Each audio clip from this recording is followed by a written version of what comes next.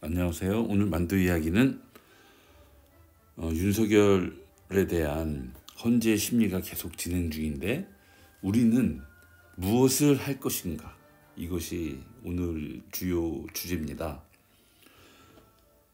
탄핵이 됐고 또 구속이 됐죠. 이제 파면이 남았는데 우리가 돌이켜보면 지난 여의도와 국회에서 끊임없이 여의도와 광화문에서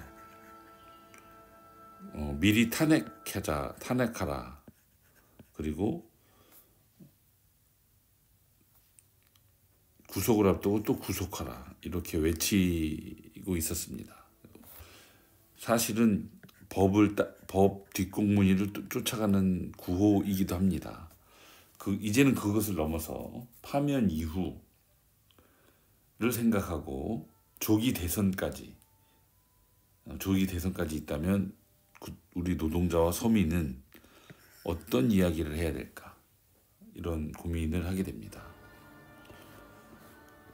우리가 역사적으로 민중이, 노동자, 서민이 정치 세력화를 한 역사는 딱 한 번 정도로 기억납니다. 최근 얘기이긴 하니까요. 민주노동당. 이 기억이 거의 최근이죠. 이 민주노동당은 97년 노동자 총파업투쟁으로 도화선이 됩니다. 날치기했던 노동법을 폐기시켰죠. 그러면서 더 이상 정치권에 기대해서 될 문제가 아니라는 판단을 했던 것이고요. 이를 통해서 노동자 서민의 정당이 필요하다. 그렇게 민주노동당은 만들어졌고요. 2004년에 드디어 국회의원 10명을 당선시켰습니다. 하지만 그 10명이 세상을 바꿀 수 있는 힘으로서는 부족했죠. 또 이 정당을 막상 만들고 나니까 어떤 활동을 할 것인가. 국회의원은 국회에서만 활동해야 되는가. 이러한 여러 가지 문제의식을 낳았습니다. 이 민주노동당이 안타깝게도 시간이 지나면서 분열을 하게 됩니다. 진보신당으로 갈라지고 다시 통합진보당으로 뭉쳤다가 지금은 노동당, 정의당, 진보당 등으로 나뉘었습니다. 그러면서 자연스럽게 대중적 지지도도 떨어지게 됩니다. 지난 1월 25일 날 노동자 정치대회가 열렸습니다. 1월 25일 민주노총 전직위원장, 그다음에 정의당 다양한 사람들이 모였습니다. 청년 활동가들도 모였는데 플랫폼 C로 대표되는 그 동지들도 모여서 노동자들이 중심이 돼가지고 노동자들이 앞장서가지고 정치적 목소리를 내자. 노동자와 서민이 중심이 된 정치 세력화에 앞장서자. 이런 이야기들이 진행됐습니다. 이 배경은 엘리트 위임 정치는 더 이상 의미가 없다입니다. 87년 민주화 투쟁으로 직선제가 쟁취됐죠. 그리고 이렇게 한 40여 년, 30여 년 정치체제가 이어져 왔는데요. 증명된 것은 뭐냐 하면 이 좋은 학벌 그리고 고위 전문직 엘리트층 이들이 각자 도생하는 데는 얼마나 뛰어난 능력을 보입니까? 하지만 국민을 섬기는 데는 낙제점을 면치 못했다는 현실이 노동자의 직접 정치, 서민의 직접 정치를 이제 필요로 하고 있다. 그럴 때가 됐다. 이런 거죠. 이 국민의 짐은 한나라당부터 민정당부터 내려온 한나라당 그리고 지금의 국민의힘까지 끊임없이 재벌과 기득권을 보호했죠. 민주당도 같습니다. 민주당도 김대중 정권부터 노무현 정권 요때가 흔히 말하는 신자유주의 정책의 이 시동을 건 때입니다. 이때가. 그리고 이것을 이명박 박근혜는 그대로 이어갔고요. 그리고 문재인 정권이 들어섰지만 박근혜 탄핵 후에 이 문재인 정권의 가장 큰 역할은 결국은 윤석열을 대통령으로 당선시키는 것이 가장 큰 역할인 꼴이 됐습니다. 그러다 보니 이제는 엘리트 위임 정치가 아니라 노동자 서민의 직접 정치가 필요하다. 이런 고민을 하는 시간들이 있었습니다. 우리도 함께 고민할 문제입니다. 또 하나 얘기는 1월 24일 날 만도지부는 조합원 총회가 있었습니다. 저희는 인원이 얼마 안 되기 때문에 조합원 동지들이 다 모입니다. 지회별로 모여서 사업 평가도 하고 사업 계획도 얘기했죠. 화제는 단연 임금체계 개편을 막아야 한다는 얘기였습니다. 첫 번째는 윤석열 파면 이후도 생각하자. 87년 체제는 이제 한계에 이르렀다. 그래서 더 이상 엘리트 위임 정치에 빠지지 말자. 기성 정당들의 실력과 존재의 이유는 다 분명해졌다. 이제 그런 얘기들이 많이 나왔습니다. 기득권 카르텔, 윤석열이 노동자들한테 막 그딴 소리 하는데요. 실제는 기득권 카르텔은 사법, 입법, 그래서 관료, 행정부의 핵심들은 관료, 고위 관료죠. 요런 요들과 여기에 언론, 그리고 재벌, 이렇게 들 수 있겠죠. 실제로는 이 입법, 사법, 행정의 최상위에 아마 재벌이 있을 거다라고 보여집니다. 이런 기득권 카르텔이 지난 87년 이후에 끊임없이 확대되고 유지되고 공고하게 자리 잡은 과정이었다. 그리고 그것이 윤석열의 비상계엄으로 파탄난 것이다. 더 이상 이런 기득권 카르텔과 엘리트 위임 정치에 빠지지 말자라는 얘기들이 많이 나왔고요. 그 중에 이제 언론 얘기들이 잠깐 나왔는데, 지금 우리나라 언론은 거의 받아쓰기 합니다. 따옴표 해가지고 국민의힘에서는 이렇게 얘기한다. 윤석열 변호인 측에서는 이렇게 얘기한다. 오히려 이 내란 주장을 그대로 퍼나르는 수준에 머물러 있습니다. 이것이 실제로 문제죠.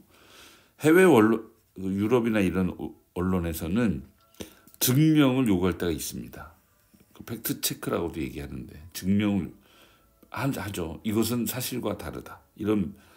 이러한 그 멘트를 다 말미에 제공한다고 합니다. 우리는 그냥 말만 전달합니다. 이래가지고는 문제가 되겠죠. 사실을 넘어 진실을 찾는 노력이 삭제되어 있는 겁니다. 또 하나 언론 얘기와 함께 우리 극우에 대한 얘기들이 많이 나왔습니다. 실제 이승만 정권 때부터 폭력적인 극우 세력들이 있었죠. 또 이들은 실제로 많은 어떤 폭력을 저질러도 심각하게 이게 처벌되거나 이제 이런 적이 별로 없습니다. 정치 깡패 이런 것들이 많지 않았습니까? 그리고 이 세력들은 박정희 정권과 군사 독재에서도 계속 이어졌죠. 요 대표적인 것들이 이름만 바꿔서 자유총연맹이라든지 특전사 군인들의 모임이라든지 제한군인회, 이부고도청 이런 식으로 이들이 계속 면면이 유지를 해왔습니다. 그리고 윤석열과 그다음 극우 교회, 극우 종교 집단 일부 이들이 뭉쳐서 유튜버까지 지금 이런 상황을 만들어내고 있지 않습니까? 폭력적으로. 이런 것들에 대한 대응도 필요하구나. 이런 이야기까지 나왔습니다. 결국 우리는 연대입니다. 연대. 그들은 극우 폭력 세력들에게는 분노와 적개심 이런 것밖에 없거든요. 그리고 그들은 진실을 바라보지 않고 그 왜곡된 거짓 정보에 빠져 있는 겁니다. 이들은 과연 지속 가능한가? 그리고 이들은 과연 계속 확대할 수 있는가? 저는 이렇게 생각하지 않거든요. 우리는 연대입니다. 각자 정체성에 기반한 연대가 가능하다. 연대 확대로 압도적 다수를 만들고 정의와 진실을 추구한다면 우리 사회는 더 나아지지 않겠는가 이렇게 보여집니다. 또 하나 총의 뒷얘기는 사실 사측의 임금체계 개편입니다. 12월 19일 대법 전원 합의체 판결이 미치는 영향이 큽니다. 저희가 변호사를 통해서 확인해봐야 하겠지만 검증이 필요하겠지만 저희는 우선 상여금 150%와 김장 상여금 35만 원 이거 다 포함돼야 된다고 생각하고요. 또 하나는 교대 보존수당 이 교대하는 분들 받는 28만 원도 통상임금 계산에 포함돼야 한다고 생각합니다. 휴가비 80만 원, 선물비 35만 원, 유류비 약 10만 원, 가정의달 60만 원 이런 것들이 포함돼야 된다. 다만 선물비라든지 유류비라든지는 약간 논쟁이 있을 수 있겠다 이런 생각이 듭니다만 고정성의 의미가 삭제되면서 이런 내용들이 사실은 다 이 소중 근로에 대한 대가로 봐야 되거든요. 근데 이제 그것을 현금이라는 게 아니라 이제 이 상품권이라든지 이런 금품으로 변경시켰다라는 겁니다. 그래서 이것도 변호사를 통해서 잘 확인해서 대응하자 이런 겁니다. 실제 사측은 아마 성과급 위주로 바꾸지 않겠느냐. 아까 나열했던 이런 일시금들을 일시금 그 다음에 일시금을 포함해서 이걸 다 성과급이라는 큰 틀로 놓지 않겠느냐. 일시금과 격려금 그 다음에 성과급 실제 특별 성과급 영업이익에 기준한 이런 거를 포괄해서 이렇게 만들어가지 않을까 이게 의심스럽죠. 근데 사무직들은 OT 20시간이 있어서 이번 임금 교섭에서 중요하게 고민을 해봐야 되는데 사측이 과연 사무직 동지들이 사측에 저항할 수 있을 것인가 이것이 사실 하나의 관건입니다. 저희는 이런 질문들을 보다 더 적극적으로 하려고 하고요. 2월 6일 날 중노위 신문회의가 열렸습니다. 이미 이제 제가 이것을 유튜브로 찍을 때는 지난 2월 8일이기 때문에 신문회의가 열렸고요. 그 지부장에 대한 해고는 부당하다라는 진노위 판정이 유지됐습니다. 그래서 앞으로 이 조합원 전체 조합원 직원들의 관심과 격려로 중노위까지 이겼다는 말씀을 드립니다. 이상입니다.